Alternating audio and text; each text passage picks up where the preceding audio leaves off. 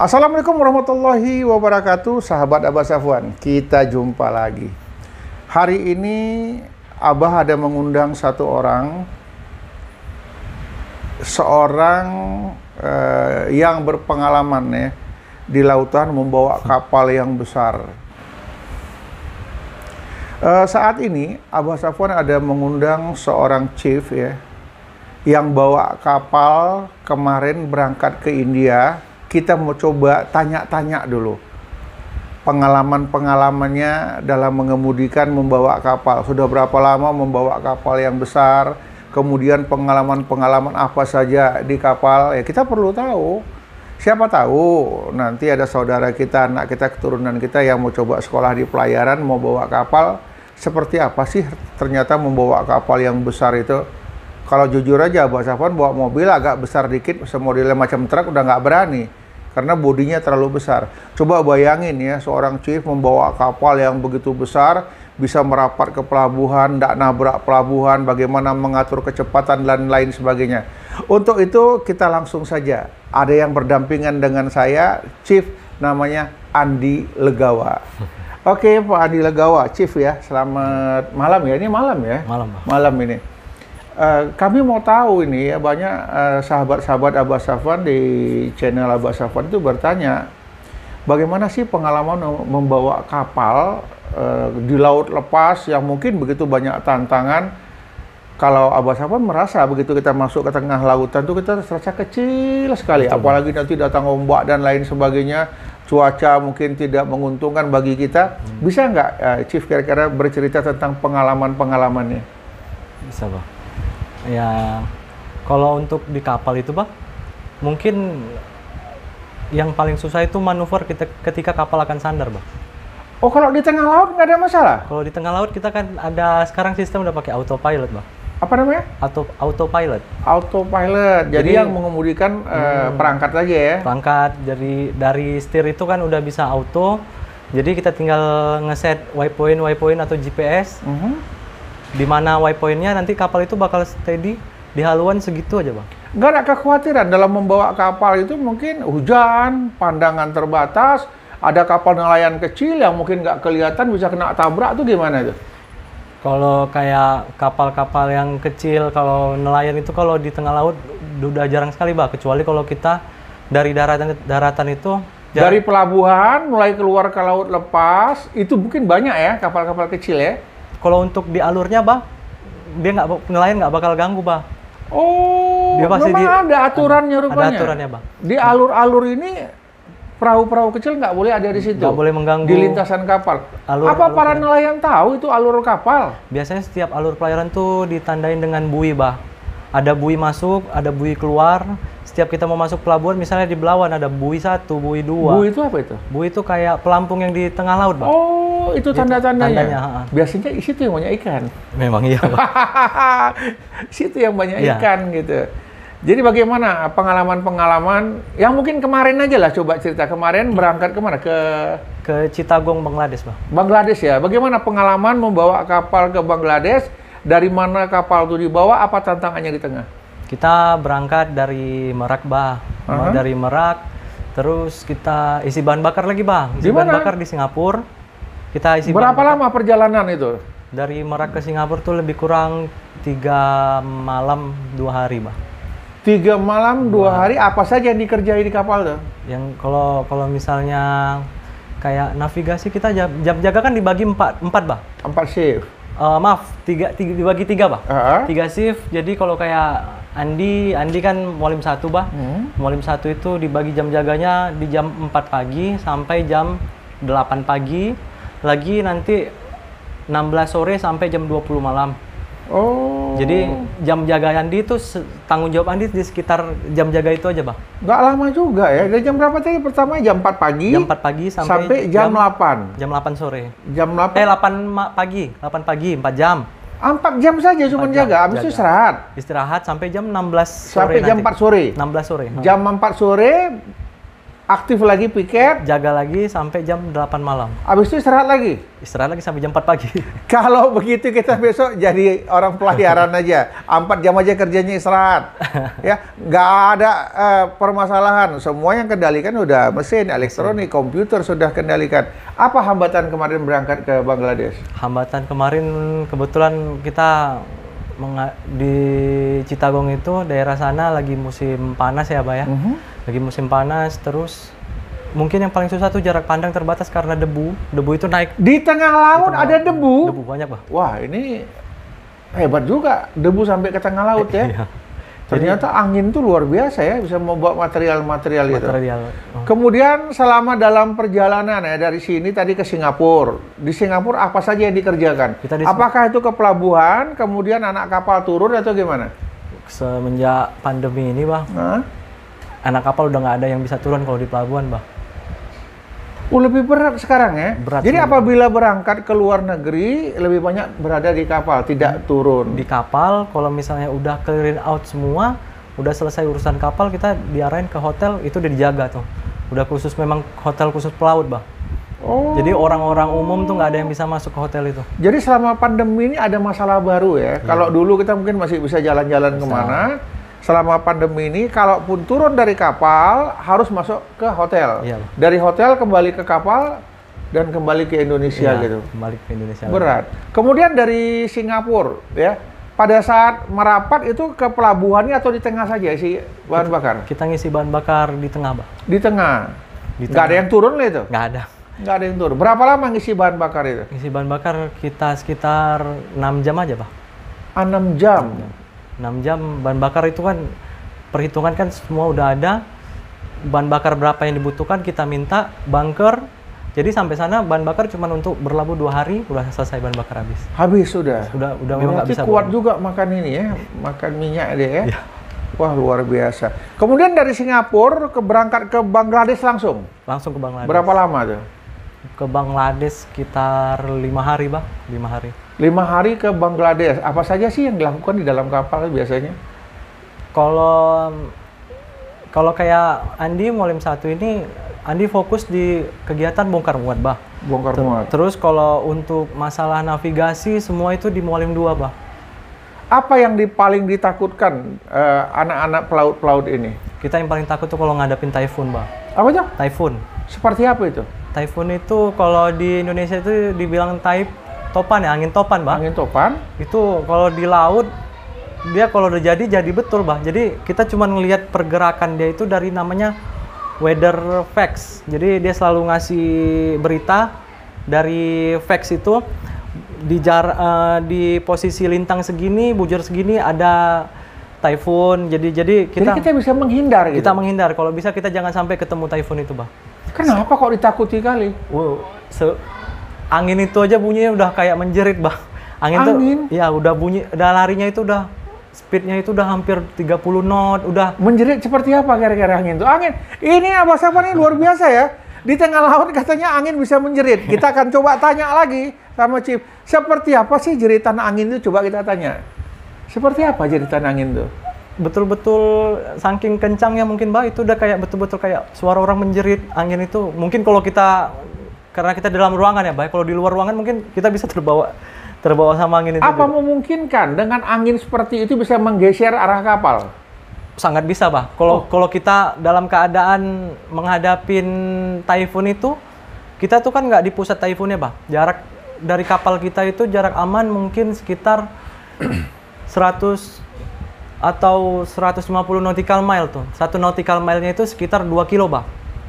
Berarti sekitar hampir 200 kilo ya, 200 kilo, sekitar 200 kilo kita kena ekornya aja udah kayak kapal besar tuh kayak kapal kecil, Bah.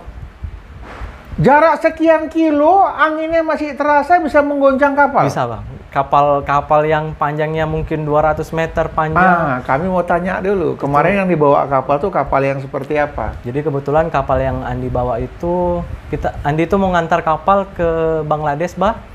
Mau dipotong. Mau dipotong-potong, jadikan besi tua. Jadi Andi berbagi share lah sedikit kalau tempat untuk selama pelayaran ini tempat untuk memotong kapal itu yang setahuannya paling besar tuh di Citagung, Bah. Oh. Setiap ada perusahaan kapal yang ingin memotong kapalnya, dia pasti larinya ke Citagung karena di situ memang peralatannya cukup ya, tempatnya cukup. Ini, Bah, kalau dibilang banyak ininya, Bah, banyak orangnya itu terlalu banyak di Citagung itu, jadi banyak jasanya banyak di situ, Bah. Murah lagi mungkin. Murah mungkin. Oh gitu. Itunya banyak kapal yang dipotong di situ, Bah. Banyak bangkai kapal semua di situ di Citagung itu. Jadi kapal Andi kebetulan bawa kapal tipe tanker. Berapa besar ya? Panjangnya berapa? Lebarnya berapa? Panjangnya itu sekitar 180. Panjangnya 180. Lebarnya? Lebarnya itu sekitar 30 meter. Berapa tingkat kapal tuh? Tingkat ke atas itu 6. 6 tingkat? Tingkat ke bawahnya itu sekitar 3 tingkat. Waduh, luar biasa ini kapal besarnya. Iya. Jadi selama perjalanan dari Merak sampai ke Bangladesh berapa hari? Kalau digabung mungkin lebih dari seminggu, Bah. Karena kita kan berhenti dulu di Singapura kan untuk isi bahan bakar. 6 jam? Sekitar 6 jam, tapi biasanya sih prosesnya 10 jam lah mungkin. Proses untuk menghitungnya, terus dokumen-dokumennya, clearance-nya mungkin ketemu paginya lagi baru kita berangkat lagi. Oh, lama juga ya, sempat nginep ya.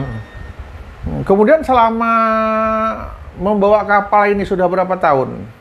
Andi tamat kuliah tahun 2014. Terus ya Andi berlayar dari 2014 sampai 2021. Pengalaman yang paling menyeramkan, yang paling menakutkan apa itu? Jadi pengalaman yang paling menyeramkan. Waktu di mana? Ya nggak pernah Andi bisa lupain itu, Bah. Ya Andi ngadapin typhoon itu waktu perjalanan dari Singapura menuju Vladivostok di Rusia. Perjalanan itu sudah nyampe ke Rusia perjalanan? Sudah paling jauh. Wah, keren ini, keren ship kita ini udah sampai ke Rusia. Paling jauh itu perjalanan sekitar 8 hari seharusnya, Bah. Cuman karena Andi kita kan lewat dari Singapura naik ke atas ke Taiwan, Thailand naik ke atas. Ada badai, ada typhoon itu di Hainan Strait itu. Jadi kita menghindar, kita padahal speed itu kita tuh dalam keadaan maksimum speed. Sudah menghindar itu? Iya, udah menghindar, Bah. Karena kena ekor, speednya jadi 0, Bah. Ah, iya, Bah. Jadi, tertahan kapal itu? Tertahan, malah bisa minus. Minus itu kan berarti kan udah mundur, Bah. Iya. Berarti mesin makin berat ya? Makin berat. panas. Kalau kita matikan mesin mungkin kita bisa kebawa kemana-mana. Tak bisa merubah arah sementara? Kalau dibilang merubah arah sebenarnya mungkin kan, Bah. Cuman kan kita kan melihat efisien waktu. Tapi dengan resiko tertahan seperti itu, kan waktu lebih lambat nyampenya, dia tertahan. Kebetulan kita setiap berlayar itu, Bah, selalu bawa bahan bakar yang pas. Jadi sampai sana kita bangker lagi, Bah. Iya, secara otomatis dengan tertahan itu kan bahan bakar bakal habis. Tertahan, ya mungkin delay dihitung kalau misalnya kantor biasanya itu dia ngasih delay itu waktu 2 minggu spare, seminggu spare. Karena zaman sekarang untuk masalah bahan bakar itu betul-betul dimonitor. Diperhitungkan kali ya? Dan diperhitungkan karena terlalu sering terjadi kecurangan, Bah, masalah bahan bakar itu, Bah. Jual di tengah laut. Jadi sering terjadi itu, makanya sering dimonitor dan dibatasin. Paling-paling ngadapin delay-delay waktu 2 minggu. Jadi waktu perjalanan di seminggu seharusnya nyampe, gara-gara menghadapin typhoon itu, jadi 2 minggu, Bang. Bagaimanalah perasaan takut itu dalam menghadapi angin itu? Jadi kebetulan Kapten Andi di kapal itu tuh sudah berumur 63 tahun, Bang. Beliau mungkin nggak tahu sekarang mungkin masih aktif berlayar lagi atau udah di rumah. Emosinya beda ya antara orang yang sudah berumur sama anak muda ya. Dia lebih yang siap tantangan. Dia bilang selama saya berlayar sudah hampir 40 tahun, dia baru pertama juga menghadapi badai itu. Badai typhoon itu. Typhoon. Iya, jadi orang tidur di kamar itu semua udah pakai life jacket semua, Bah. Udah siap-siap kalau waktu ada kemungkinan yang terburuk dia udah siap gitu, Bah. Luar biasa ini luar biasa ini ya, Pak Safwan ya. Ternyata tantangan di laut itu risikonya seperti itu. Banyak orang yang nggak tahu, mungkin belayar itu dianggap nyaman-nyaman saja. Ternyata nyawa taruhannya. Betul ya? Betul, Pak. Resiko, Pak. Resiko. Jadi mana lebih enak, membawa kapal belayar di laut atau kerja di kantoran? Kalau menurut Andi sih ada plus minusnya, Pak. Ada plus minus. Kalau kita di laut itu kita belajar mandiri, nganggap itu kayak langit itu adalah atap, ya lautan itu adalah dasar atau tempat tinggal kita tuh ya di besi berjalan itu, Bah. Kayak rumah berjalan, Bah. Dibilang belajar hidup mandiri. Kalau Abah Safwan bilang, di laut itu memang kita sendiri. Iya, Bah. Ya kita kecil, nggak ada Kecil apa-apa. sekali. Abah Safwan pengalaman, tapi naik perahu mancing-mancing ikan gitu. Beda dengan beliau ini, sampai ke Rusia sana belayar. Ini luar biasa. Kemudian pengalaman yang menyenangkan, tadi kan yang menyakitkan, ini yang menyenangkan. Kalau yang menyenangkan, kita bisa belajar kultur dari kita lebih mengetahui dunia itu, bahwa dunia itu luas, Bah. Terus kita belajar kebiasaan-kebiasaan orang di luar. Terus ya mungkin wawasan kita lebih bertambah, pengalaman. Ya kalau itu yang enaknya. Kemudian ini ya, kalau kita belayar itu namanya di tengah laut, ada signal nggak? Kalau zaman sekarang udah ada wifi, Bah. Tapi dibatasin pemakaian. Cuman berapa MB kita dapat, cuman bisa untuk berkabar sama orang rumah cuman dari WhatsApp aja, Bah. Kalau untuk lebih telepon tuh nggak bisa, Bah. Nggak dapat itu ya. Dapat.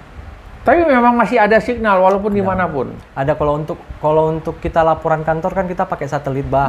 Kita itu via email, itu kita laporan setiap hari, kita tuh laporan pemakaian bahan bakar, terus posisi kita dia monitor terus. Jadi kita berlayar itu bukan kita dilepas sepenuhnya, Bah. Kita tetap dimonitor dari darat, terus kan kita juga ngambil pelayaran tuh yang nggak jauh-jauh dari stasiun pantai. Jadi suatu saat kita tuh ada trouble atau apa, bantuan lebih cepat datang, Bang. Oh, luar biasa nih ya sebagai seorang pelaut ini. Jadi pada saat kemarin masuk kembali ke Indonesia dari Bangladesh itu kena isolasi nggak? Isolasi, Bang. Berapa lama isolasinya? 4 hari di hotel di Chittagong, habis itu Andi PCR sekali untuk itu di sana di luar negeri ya? Di PCR ya di Chittagong. Kena isolasi? Isolasi juga 4 hari PCR untuk sebagai syarat terbang untuk balik ke Indonesia. Balik ke Indonesia Andi kena karantina lagi di Wisma Atlet. Karantina lagi. Jadi 2 kali karantina, di luar negeri Chittagong karantina, balik ke Jakarta di karantina. Di mana di karantina? Andi kebetulan dapat karantina di Wisma Atlet, Bang. Bagaimana perbedaan karantina di sana sama di negara kita sendiri? Jadi kalau semenjak pandemi ini pemerintah kan memberikan kalau setiap orang yang keluar dari luar negeri itu wajib dikarantin dan dimonitor, Bah. Dimonitor apakah ada dia penyakit bawaan yang dia bawa dari luar atau ke sini, makanya dikarantina di Wisma Atlet itu. Pertama kita di Wisma Atlet, ya kita di swab lagi, habis itu... Perbedaan pelayanannya seperti apa? Kalau pelayanannya, ya hotel sama Wisma Atlet kan hidup rame-rame, Bah. Kalau di hotel kan kita kan lebih private. Lebih nyaman, ya? Jadi, Bah, pemerintah pun ngasih pilihan, Bah. Ngasih pilihan, kalau misalnya kita mau karantina di Wisma Atlet, boleh. Kalau misalnya kita mau karantina sendiri di hotel... Tapi bayar sendiri? Bayar sendiri, Bah, 5.500.000 kalau nggak salah nih, Bah. Bayar untuk hotelnya? Untuk hotelnya, untuk karantina. Ditanggung sendiri, tapi kalau Wisma Atlet itu kita cuma-cuma, ya gratis. Tapi dalam hasil swab kemarin negatif ya? Negatif, alhamdulillah. Ya. Baik sahabat Abah Safwan, inilah pengalaman singkat ya dengan Chief Andi Legawa. Kita coba-coba korek-korek keterangan tadi bersama beliau. Beliau mengantar kapal ke Bangladesh. Perjalanan lancar, tidak kena angin puting beliung kalau bahasa kita bilang. Jadi lancar, aman, selamat sampai di tempat, kemudian di sana dikarantina, di sini pun dikarantina, semuanya aman. Ini adalah hari kedua beliau berada di Indonesia. Oke sahabat Abah Safwan, kita ketemu dalam konten video berikutnya. Assalamualaikum warahmatullahi wabarakatuh.